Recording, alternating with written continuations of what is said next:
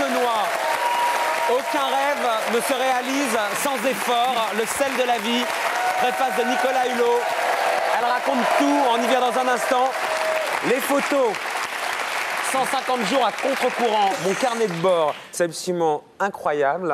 Elle va nous raconter ça dans un instant. Auparavant, sur ce poste que vous avez refusé. Dites-nous tout, histoire de balayer ça d'un revers. Pourquoi vous l'avez refusé, ce poste?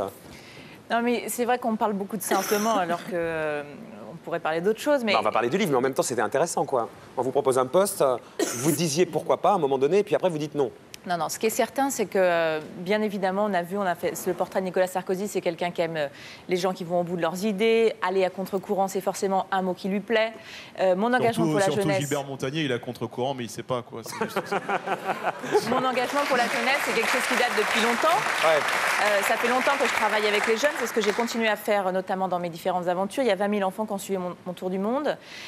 Je n'ai pas décidé de dire non à Nicolas Sarkozy parce que je n'avais pas envie d'agir pour la jeunesse, et même pas envie d'agir pour la jeunesse au sein du gouvernement, comme a pu le dire le titré Le Parisien, en détournant un peu ce que j'avais dit. Ce que j'ai tout simplement dit, c'est qu'aujourd'hui, je me suis engagée auprès de la création d'une fondation pour qu'un bateau permette à des enfants en rémission de cancer de naviguer. J'avais différents projets qui étaient en route, et je ne voyais pas comment j'allais expliquer à ces gens qui me soutenaient, à ces enfants qui attendaient, et à tous ces projets qui étaient en cours, que je changeais de cap. Je suis quelqu'un qui suit un peu côté petite fourmi, qui avance petit bout par petit bout. D'accord, donc vous aviez suffisamment de choses en route et vous ne vouliez pas planter tout le monde en cours de route. Voilà, c'est ça l'histoire. Et néanmoins, c'est un poste très important, très honorable. J'étais forcément... Un jour peut-être, une fois que vous aurez terminé cette aventure-là, peut-être celle-là. Je crois qu'il y a des choses à faire, que ce soit aux côtés de Nicolas Sarkozy, aux côtés d'autres personnes. Il y a des choses à faire pour la jeunesse aujourd'hui.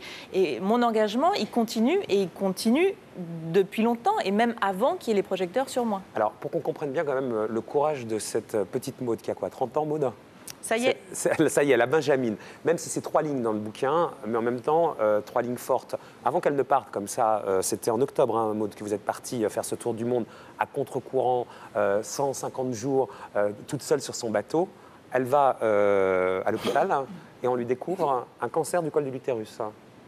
Pourquoi tu es toujours obligé, Marco? Je veux dire, ça se passait bien tout d'un coup, et là tu chutes dans le pathos immédiatement. C'est dommage, quoi. Et le cancer du col de l'utérus, on vous dit, c'est peut-être pas prudent de partir parce que vous risquez l'hémorragie, mais votre force et votre détermination fait que vous prenez le bateau et vous y allez.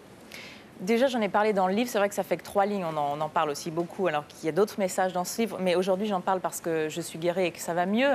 Et j'en parle pour lever un peu le tabou, parce que je pense que le cancer du col de l'utérus, beaucoup de femmes le connaissent et qu'on peut arriver à traiter, et que ce n'est pas parce qu'on a atteint cette maladie qu'on ne va pas s'en sortir. Pourquoi est-ce que je suis partie quand même? Parce que j'avais fait beaucoup de sacrifices pour mettre en place ce projet. Ça faisait 1 an et demi que je bataillais. Ça m'a demandé beaucoup de temps, beaucoup de travail. Et pour une question de météo, on ne peut pas décaler un départ. Ça devient après dangereux. Et donc, j'ai mis toutes les chances de mon côté en me faisant opérer, en me soignant. Ça a apporté probablement une difficulté en plus qui a fait que le premier mois a été super douloureux, mais je m'en suis sortie et finalement aujourd'hui tout va bien. Tout va bien, vous êtes en super forme, vous avez la niaque. En même temps, quand on lit le bouquin, parce qu'on peut imaginer qu'on a tout le temps... Excuse-moi, je suis venu du Cameroun en pirogue, j'avais une chaude piste, personne n'en a parlé, je tenais à le préciser, quoi. Et donc, Maud, ce que vous racontez quand on lit le bouquin, c'est que c'est pas du tout un truc super gai d'être toute seule. Il y a des moments de découragement lourds. Vous racontez la peur, celle d'avoir mal, on souffre, orteils foulés, pouces cassés, mains bandées, tendinite au bras, bleu sur tout le corps, allergie aux yeux à cause du carbone, dents en morceaux. C'est ça votre quotidien. Elle s'est fait violer par un requin, il faut le préciser quand même. C'est ça le quotidien. À un moment donné, dans les 150 jours, ce qu'il faut affronter, c'est ça. Non, dans ce livre, Le sel de la vie, j'essaye de pousser tout le monde à se poser la vraie question de quel est notre rôle sur Terre et quel est son propre sel de la vie. Et c'est vrai qu'on en tire souvent les difficultés. Moi, je dis juste qu'aller à contre-courant, c'est essayer de ne pas suivre l'autoroute, parce qu'il y a des chemins de traverse, des chemins qui impliquent des difficultés, mais que c'est par ces galères-là qu'on arrive à se révéler. J'essaye, dans ce livre, d'insuffler un enthousiasme, une confiance en l'homme, essayer de valoriser l'être humain. Oui, certainement, je parle de moments de souffrance, je parle aussi de grands moments d'exaltation, de réalisation personnelle, d'aller au bout d'un rêve. Vous savez ce qui va vous fait prendre ces risques-là, puisque vous frôlez la mort, hein, à chaque fois, vous le dites dans le bouquin, ce goût du risque. Je n'aime pas le risque. Je suis quelqu'un qui suis super raisonnable. Je suis quelqu'un qui a peur comme tout le monde. Je ne suis pas du tout un super-héros. Je suis une nana qui n'aime pas forcément faire du bricolage, qui était en galère quand son mât est tombé et qui a dû forcément pallier au déficit de force physique, plein de petites astuces. Ce que je dis juste, c'est que pour atteindre ce bonheur auquel on court tous, pour réaliser quelque chose de fort, il faut aussi se mettre un coup de pied au cul, il faut aussi se bouger, il faut faire des sacrifices, il faut y aller, et que ça implique aussi des moments difficiles. Mais qu'on ne part pas chercher les galères. Moi, j'aime pas souffrir, mais je suis passée par une certaine souffrance pour réaliser ce grand objectif que je m'étais fixé. Mais vous savez quand même ce qui vous fait courir, alors si on ne dit pas ces risques, ces défis, ce qui vous fait comme ça aller frôler en permanence le danger. Ça, vous avez réfléchi sur vous-même, vous avez eu le temps, mère Maud. Oui, et dans ce livre, c'est justement toute cette réflexion. À quoi on pense, comme on en parlait avec Benoît, à quoi on pense pendant ces 5 mois, et qu'est-ce qui... Je crois que moi, j'avais une soif, une envie, un bouillonnement au fond de moi qui ne trouvait pas... je ne trouvais pas la paix peut-être sur Terre, j'avais besoin de partir en mer pour trouver un équilibre et surtout d'aller au bout de moi-même, et c'est ce que j'ai fait, et en essayant de valoriser la nature humaine, en encourageant chacun à croire en ses capacités, et en disant que voilà, quand on décide d'un objectif, il ne faut pas regarder le sommet tout de suite, il faut couper la montagne en petits bouts, mais qu'étape par étape, tout projet devienne accessible. Le côté « je ne suis pas apaisé sur Terre », vous savez pourquoi ? Non, mais je crois qu'on a tous nos combats et nos mélanges intérieurs. Voilà, on a tous des moments de... Il faut d'abord se connaître soi. Et moi, je l'ai fait en partant. En prenant ce recul nécessaire pour arriver à réfléchir, à lancer ce message aux enfants, notamment à mes gamins de cité, qui n'ont pas confiance en eux. Je voulais leur montrer que c'était possible. J'avais besoin de regarder les continents avec un peu de recul, de revenir en me connaissant mieux. Et aujourd'hui, j'ai l'impression d'avoir terminé un cycle et d'être prête à passer à autre chose, et notamment à transmettre. C'est ce dont je parle dans le livre, tout ce qui concerne la sauvegarde des océans.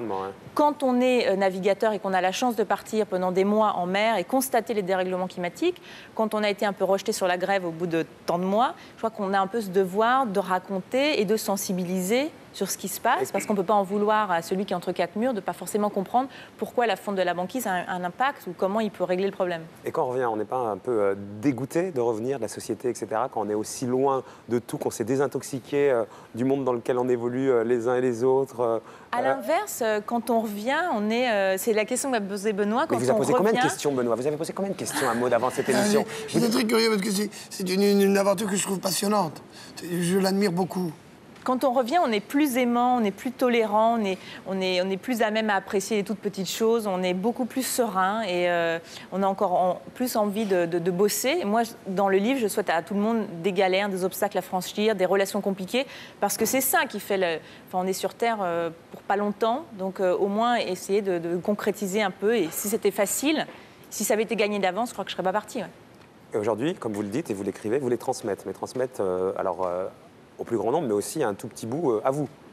Oui, voilà, c'est ce qu'on disait aussi. Aussi avec Benoît, mais alors, décidément, si vous avez tout raconté à Benoît, vous les transmettre avec Benoît, à vous, Maud.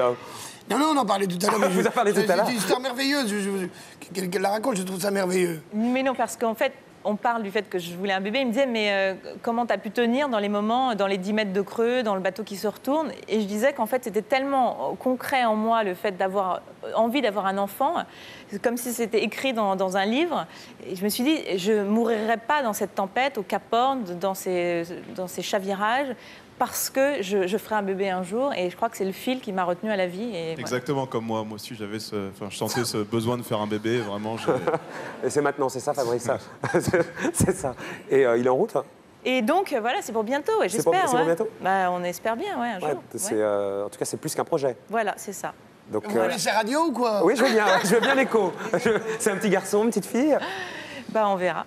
C'est un petit garçon, il s'appelle Flipper. Pas mal, Victoria.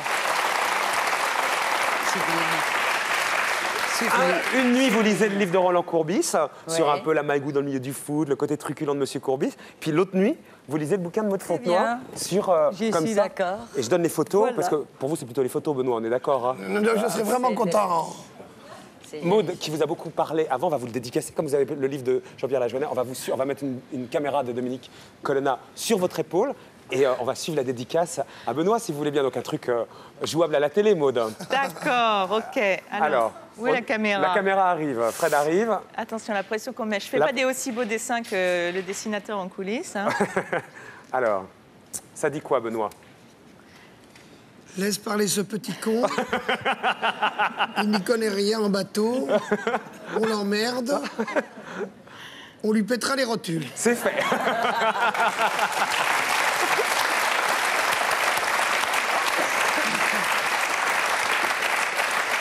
Maud, ça dit quoi?